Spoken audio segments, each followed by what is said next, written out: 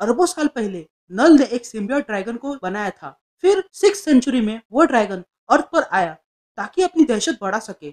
लेकिन वो ड्रैगन का सामना थॉर से हुआ और दोनों में एक बड़ी लड़ाई हुई, जिसमें थॉर ने उसे अपनी लाइटनिंग की ताकत का इस्तेमाल कर उसे सालों के लिए बर्फ में जमा दिया। फिर 1965 में शील्ड ने उस ड्रैगन को बर्फ से निकाला और उसका खून लेकर उस पर प्रयोग करने लगे ताकि वे लोग एक सुपर सोल्जर की टोली बना सके और कैप्टन अमेरिका को रिप्लेस कर सके।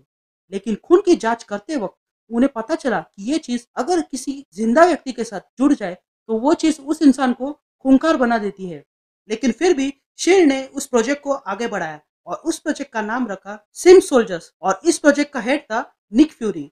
इस प्रोजेक्ट में ग्रेंडल के खून से सिम्बियोट्स बनाए गए और उन्हें वियतनाम युद्ध के घायल हुए सैनिकों से जोड़ा गया और ब्लैक ऑप्स नाम की टीम बनाई गई, जिसमें एक सिम्बियोट था ट्रायनासोरस, जिसे रेक्स स्ट्रिकलैंड के साथ जोड़ा गया था। लेकिन प्रॉब्लम यह हुआ कि सारे के सारे ब्लैक ऑप्स वाले सिम्बियोट्स बेकाबू हो गए और लोगों को मारने लगे और शील्ड को पता चला कि ग्रेंडल अभी भी जिंदा है। इसलिए शील्ड ने ग्रेंडल को खत्म करना चाहा और इसलिए निक फ्यूरी ने वहां पर एक ब्लास्ट किया। लेकिन उस ब्लास्ट में रेक्स मारा गया पर ट्रायनासोरस ने, और सिम सोल्जर्स का प्रोग्राम हमेशा के लिए बंद कर दिया और उन सैनिकों को लंबे वक्त के लिए सुला दिया गया था। लेकिन ट्रायनासोरस ने रेक्स का रूप लेकर उन सैनिकों को ढूंढना चाहा और आखिरकार उसे वे लोगों को पता चल ही गया और इसीलिए उसने एडी ब्रॉक की मदद ली। तो इसके आगे की कहानी हमें आगे स्टोरी में पता चलेगी। तो जल्दी से शुरू करते हैं आज का एपिसोड।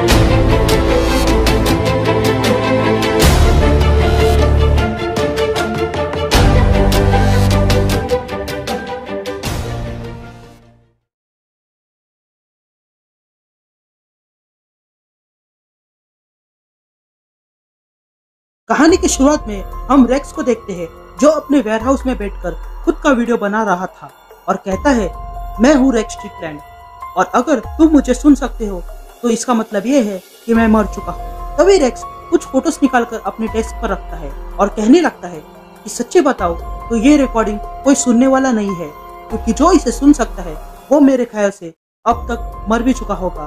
और हमें एडी ब्रॉक का फोटो दिखाई देता है। तभी आगे रेक्स कहता है कि उसने एडी यानी कि वेनम को भेजा था ताकि वो उनके दोस्तों को बचा सके, लेकिन उसे ये वेनम नहीं चाहिए था।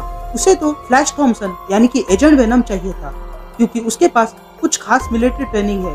और रही बात इस वेनम की, तो उसे खुद का ही पता नहीं है कि उसके साथ आगे क्या होने वाला है। और ये कहते हुए रेक्स कुछ फोटोज देखने लगता है। फिर कहानी आज के समय में आती है, जहाँ पर हम देखते हैं कि नल ने एडी को वेनम से अलग कर लिया है और एडी को मरने के लिए नीचे फेंक देता है। तभी हम देखते हैं कि वहाँ पर कुछ हेलीकॉप्टर्स आ जाते हैं। यहाँ वेनम नल से कहता है कि वो उसे छोड़ दे ताकि वो एडी को बचा सके, लेकिन नल ऐसा करने से मना करता है। तभी हमें रेक्स की आवाज सुनाई देती है कि 18 घंटे हो चुके हैं वेनम को मिशन पर भेजकर, लेकिन अब तक उसका कोई पता नहीं चला है। यहाँ वेनम नल से कहता है कि वो उसे एडी से अलग ना करे, लेकिन तभी वेनम की आंखें सफेद से लाल हो जाती है और वो नल में समा जाता है। तभी हमें रेक्स की आवाज सुनाई देती है कि उसे डर लग रहा है कि कहीं उसके दोस्तों को कुछ हो ना जाए। इधर नल वेनम को खुद के अंदर ले लेता है और बाद में वेनम से कहने लगता है, डरने की कोई जरूरत नहीं है उस पर, क्योंकि तुम अब घर आ चुके हो और ये दुनिया अब हमारी है।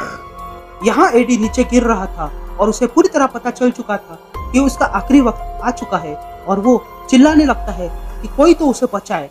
और तभी एडी वही करता है जो हर कोई अपने पूरे समय में करता है, यानी कि भगवान को याद करना।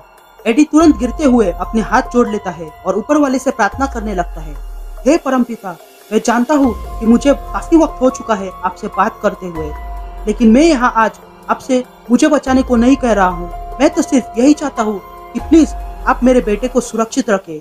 क्योंकि वो एक अच्छी जिंदगी का हकदार है।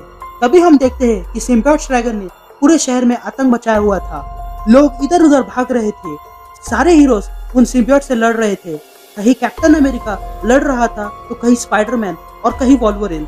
और तभी हमें पूरा शहर दिखाई देता है जो सिम्बियोट्स के चपेट में आ चुका था और लोग अपनी जान बचाकर भाग रहे थे।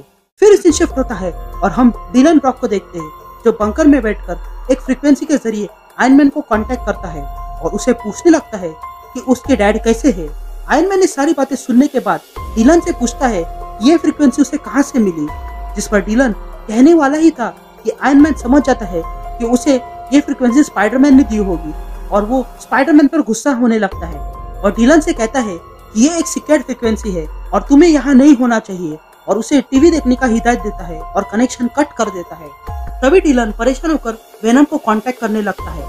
दरअसल में डिलन के पास कुछ खास पावर्स है, जैसे कि वो किसी भी सिम्बियोट्स को उसके मर्जी के खिलाफ अपने कंट्रोल में कर सकता है। डिलन वेनम से कांटेक्ट करता है और कहता है कि क्या तुम मुझे सुन सकते हो, जिस पर वेनम उसे कहता है कि वो तुरंत उसे डिस्कनेक्ट कर दे, नहीं तो नल को डिलन का लोकेशन पता चल जाएगा।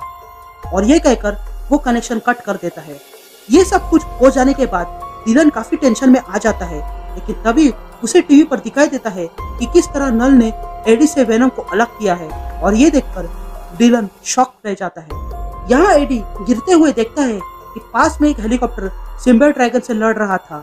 तभी एडी सोचने लगता है कि अगर उसे यहाँ से बचना है तो किसी चीज को पकड़ लेना होगा, लेकिन तभी वो देखता है कि एक सिम्बियोट ड्रैगन वहां आकर उस हेलीकॉप्टर को तोड़ देता है और वहां पर एक बड़ा धमाका हो जाता है और एडी पास की चीजों को गिरते हुए पकड़ने की कोशिश करता है, लेकिन उसके हाथ में कुछ भी नहीं आ रहा था और वो जाकर एक गाड़ी से टकराने वाला था।